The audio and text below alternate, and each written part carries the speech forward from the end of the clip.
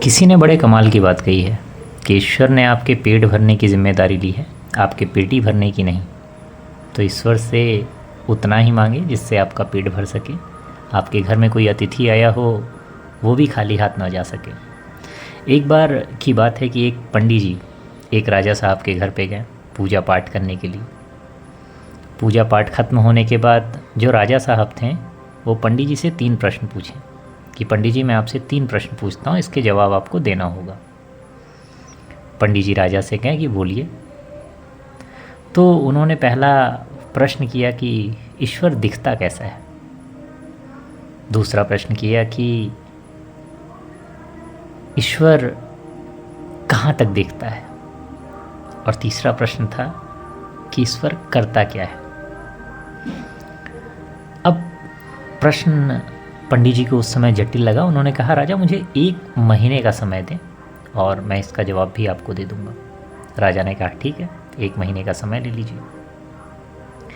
अब पंडित जी घर पे आए, इस प्रश्न का उत्तर जानने के लिए बड़े ज़्यादा चिंतित इधर उधर टहल रहे थे। और पंडित जी का बच्चा जब देखा तो उसने कहा पिताजी क्यों आप इतना ज़्यादा बेचैन टहल रहे हैं। उन्होंने कहा राजा साहब ने मेरे से 3 प्रश्न पूछा है कि ईश्वर कैसा दिखता है, कहाँ तक देखता है और ईश्वर क्या करता है। तो उन्होंने कहा बस इतनी सी बात है, आप 1 महीने के बाद मुझे राजा के पास लेके चलिए और मैं उनके सभी प्रश्नों का उत्तर दूंगा।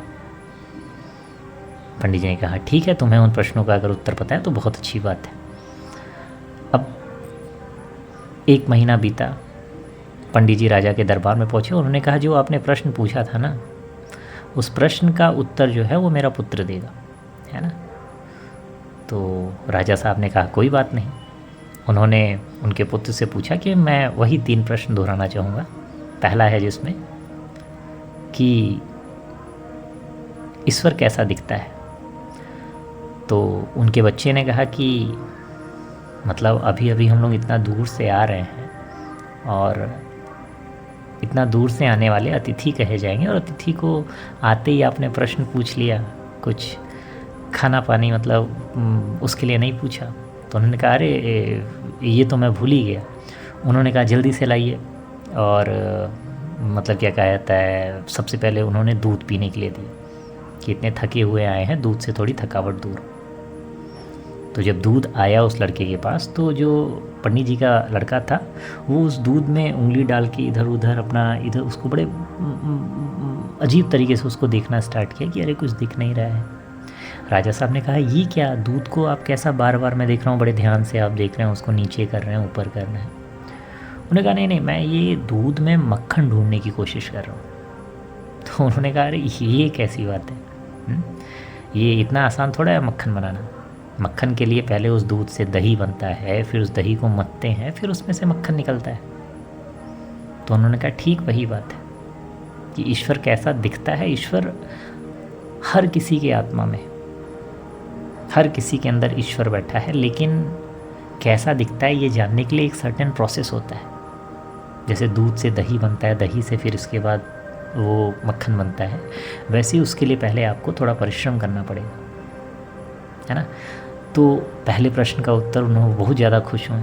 अब दूसरा प्रश्न था कि ईश्वर कहाँ तक देखता है।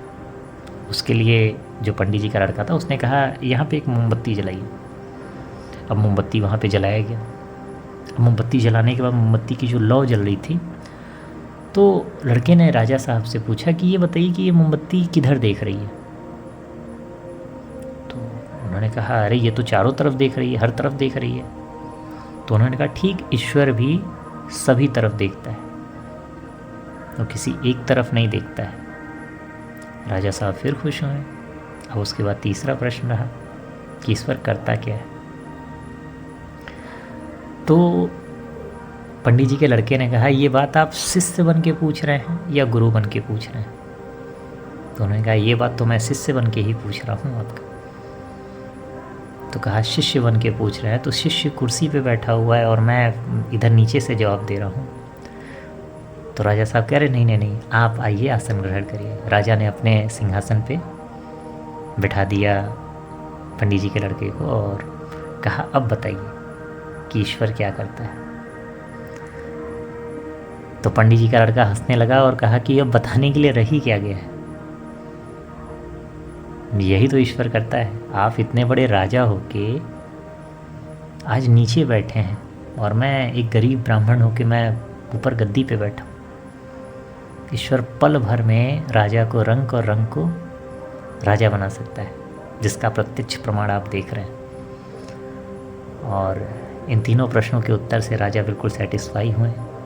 आपके लिए जो इस कहानी से जो सीख लेनी थी वो यही लेनी थी कि ईश्वर हर जगह व्याप्त है।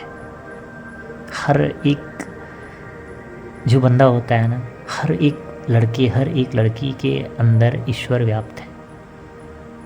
बस वो नज़र जो उस ईश्वर को ढूंढ सके उसके लिए थोड़ा सा आपको परिश्रम करना पड़ता है, थोड़ा आपको तप करना पड़ता है। कर्म अच्छे रहेंगे तो आपको हर आदमी हर जन जन में ईश्वर दिखेंगे। जैसे आप देख लीजिए प्रेमानंद महाराज को।